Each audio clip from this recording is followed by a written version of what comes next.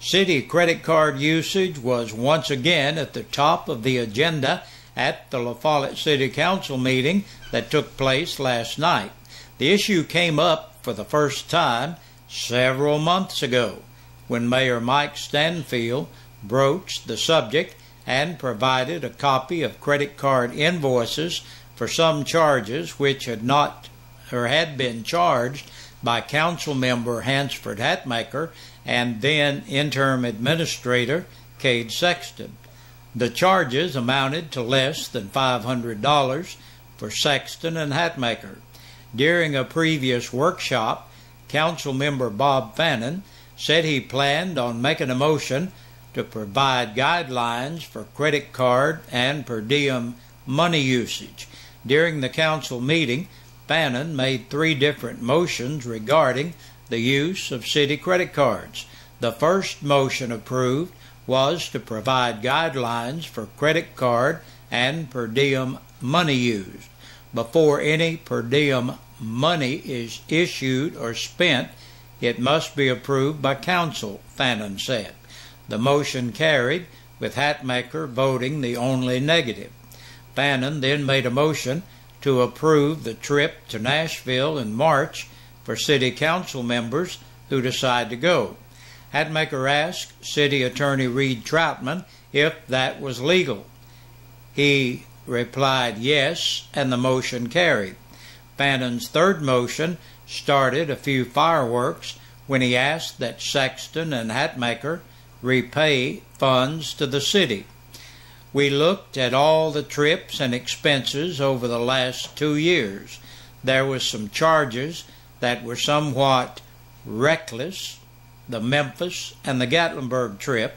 To my thinking, there was no reason for a trip to either of those cities, Fannin said, referring to the trips that Sexton and Hatmaker took last year, one of which resulted in a TBI investigation. Fannin's motion to bill Sexton and Hatmaker $439.89 each set Hatmaker off, as did his suggestion of garnishing Hatmaker's wage for the next 3 months until the money was repaid.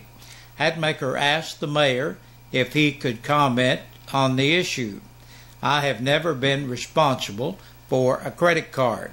Not only is that the case, but Mayor, every check that is wrote is approved by you. You have to sign it before it can be paid. You signed this. Cade turned it in. You guys can sit there and worry about the nickels and the dollars are flying by you. Hatmaker said and added that the mayor had sent Police Chief Jimmy Jeffries to Memphis to conduct an investigation, and that had cost the city money too. It won't always be this way, Joe. People will come and go. You are trying to hold me responsible for something I am not responsible for. Jimmy spent over $1,000 trying to come up with something on me. Here you are, the mayor and Jimmy, the chief of police, and you act like I'm still under investigation, Hatmaker said. Stanfield told Hatmaker he did not okay the trip for him or Cade Sexton. He also asked Jeffries if he was going to provide a copy of his investigation findings to the members of the council. Chief, did you find our trip had anything to do with the city of La Follette? Stanfield asked. No, to my knowledge, it did not have anything to do with the city, and to answer your other question, I have to check with the DA if I can provide council members with a copy of findings from that investigation, Jeffrey said. Fannin interjected that all he was trying to do was put an end to all this. I think this is the easiest way to do it, to protect the money that goes out and to protect us on credit cards too, Fannin said. Hatmaker told Fannin it will be a cold day in you-know-where before you get anything from me. Troutman explained to Fannin that garnishing hatmakers' wages would require a court order. Fannin then changed his motion to send bills to both Hatmaker and Sexton. The motion passed, with Hatmaker voting the only no. Road repairs on 11th Street and others damaged by dump trucks owned by Jimmy Arnold were also on the agenda. After speaking briefly with the city attorney, Stanfield announced the council would meet in executive session after the meeting due to possible litigation over the street repairs. Troutman said there would be no actions taken and the council would not reconvene after the executive session. Final business concluded came in the approval to accept a bid for rescue extraction equipment for the fire department. 4 bids came in on the equipment, and Fire Chief Gary Bird recommended the council accept the low bid of $22,137 from Wynn Fire Equipment. They are giving us a lifetime warranty guarantee on the equipment, and it meets the specifications we wrote, Bird said. The La Follette City Council held the first and second reading of an amendment to its zoning laws, which was changed to include Suboxone Clinic restrictions from C2 zoning area. Dr. Robert Taylor with Express Healthcare attended the meeting to discuss the issue. I got a business I was bringing into town. I have a landlord who I talked to, and to establish a business, subsequently went to the Planning Commission. There's a zoning question on what I'm doing. I'm just asking, does it make a difference? Does it matter that he, my landlord, knew there was zoning problems? Taylor asked. The La Follette Planning Commission and Board of Zone Appeals had blocked the clinic from opening up on West Central Avenue across from the Big Rigs drugstore when clinic representatives attended the Planning Commission meeting last Thursday and attempted to have the zoning restriction appealed by the Board of Zone Appeals. According to Codes Enforcer Stan Faust, the issue began about 6 weeks ago when Faust first heard a pain addiction clinic had plans to move to town. Faust said he spoke with building owner Bill Cox and explained to him a medical facility could not open in that location due to zoning. Despite this warning, the business continued to lease and renovate the building, as well as take out advertisement that it would have a new La Follette location with a March 3rd opening. Faust said he had spoken with the company manager, who told him the company had done $40,000 worth of renovations to the building, and I told her it would not open, that it was not zoned for it, Faust said. While at the meeting, Faust explained to Taylor that he had told his landlord the business could not open up in that location without first coming to the Board of Zone Appeals for permission. Faust explained to the council that he thought Dr. Taylor was asking the council to change the ordinance. Faust once again reiterated the city has set aside an area for these types of clinics in M1 zones. Mayor Stanfield pointed out to Dr. Taylor that Faust brought it to his landlord's attention 2 months ago, and that the issue of the location not being zoned for the clinic had not come out of the blue. I spoke with Mr. Cox in person and told him the zoning regulations would not allow the business to locate there. Mr. Cox understood what was going on. He has sat on the zoning board in the past. Concerns were the zoning of the area. I explained you would have to come before the Board of Zoning Appeals in order to get approval to have your business located there, Faust said. He went on to say, despite warnings, the clinic had continued its push to open by March 3rd. Dr. Taylor told the council he would like to explain what he did. I will give you a little bit about what I do and what I was bringing to the community. It is of significance. I get a group of folks and I take care of all their family medicine, and they pay me a flat fee and I take care of them, because there is a group of people that I treat that are addicted to drugs. I was put into a niche when I belong not, Taylor said.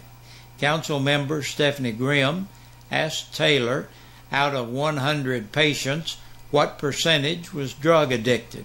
Dr. Taylor said he could not release that information due to possible HIPAA violations.